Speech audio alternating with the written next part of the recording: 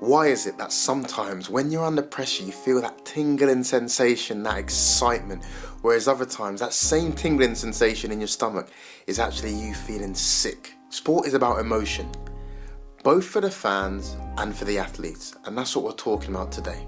What happens under pressure? What emotions do we feel? How do we actually interpret the emotions that we do feel? These are massively important concepts. We're going to go through it today and you're going to really enjoy it. Apart from that, listen, subscribe, do me that favour, like, comment, share. That's all. Let's go.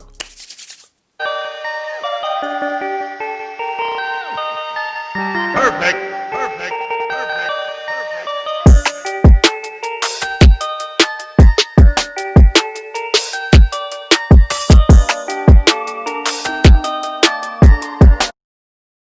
Message.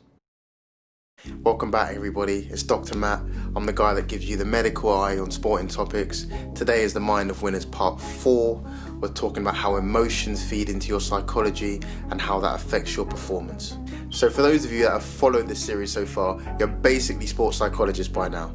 But let's just have a tiny recap. Right, so we know what clutch means. We know what choking means. We know what a challenge state is and how that's linked with a clutch performance. And we know what a threat state is and how that's linked with choking.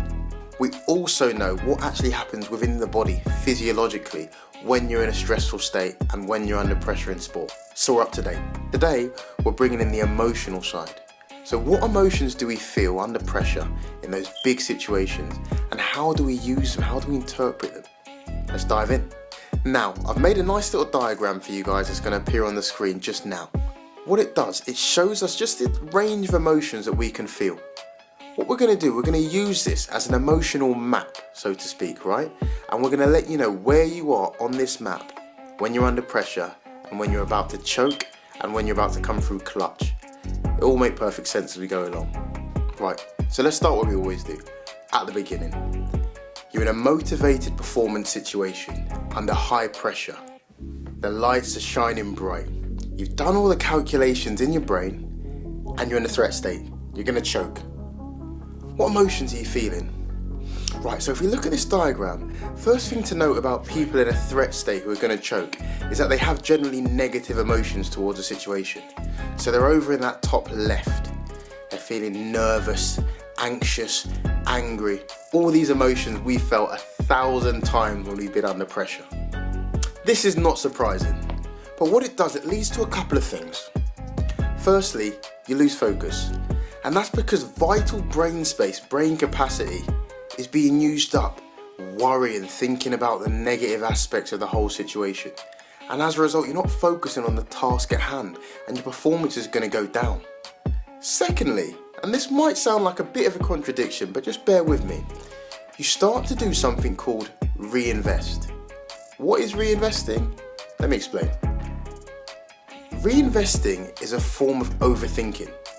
What it is that basically when you're under pressure, when people reinvest, they start to micromanage what they're doing. So instead of using all that muscle memory and all those instincts that you've gathered up over the years, and that's got you to this point where you are now, you overthink every move you make. So for example, if you're a golfer trying to swing a golf club, or you're a basketball player putting up a shot or a free throw, instead of just letting it rip, you're thinking piece by piece, right, hold it in the hand, do this, do that.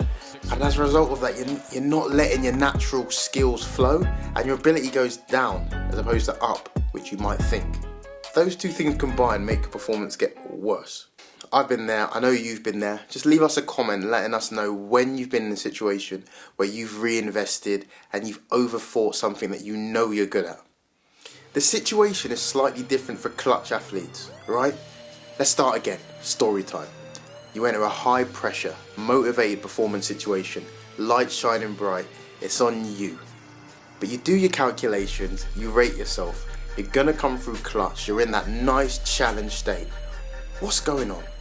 Right, let's bring back our diagram. So first things first, clutch athletes, they tend to find themselves in a situation where their emotions are positive. So they're in the top right of the diagram, okay? This type of situation doesn't faze them. Remember, these athletes have high self-efficacy. So they've got high self-belief and self-confidence in their ability. They've got high perception of control. So they feel that they are in control of the situation. The situation runs through them. As a result, they're positive. They're in that positive side. They're buzzing. Remember approach goals? These athletes want to show what they can do. They're excited about it.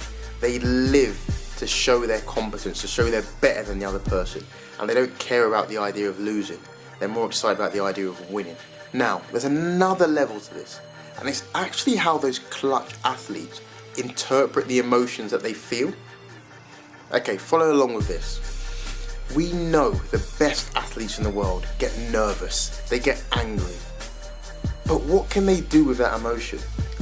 They've got such high self-belief, they've got such high perception of control, that they are able to take those negative emotions and bring them over to the other side and make them positive emotions. So they can channel that anger, they can channel those nerves into positive performances. I know you've seen it before. Your favourite athlete gets angry or gets upset and then all of a sudden plays unbelievably because they can channel that negative emotion into something positive and use it to their advantage. Drop a comment down below letting me know your favourite angry performance of an athlete. Mine was LeBron James against the Boston Celtics, Game 6. Look it up. I'll leave some clips up there for you. Right. You know what? A great way to describe this is the Hulk. You may or may not be an Avengers fan, but watch this clip. Dr. Banner, now might be a really good time for you to get angry. That's my secret, Cat. I'm always angry. So as you can see, when the Hulk learned how to actually channel his anger, he was 10 times more effective, and if you watch the films, he was clutch as you can get. Okay, but that's a sidebar, let's move on. Guys, if I haven't reminded you already, if you're enjoying it, click that subscribe, share, and just drop me a comment as well. So, the Mind of Winners Part 4. What exactly have we learned? So, we've learned that a threat state and choking is linked with negative emotions, and also linked with the perception that those negative emotions are bad for performance.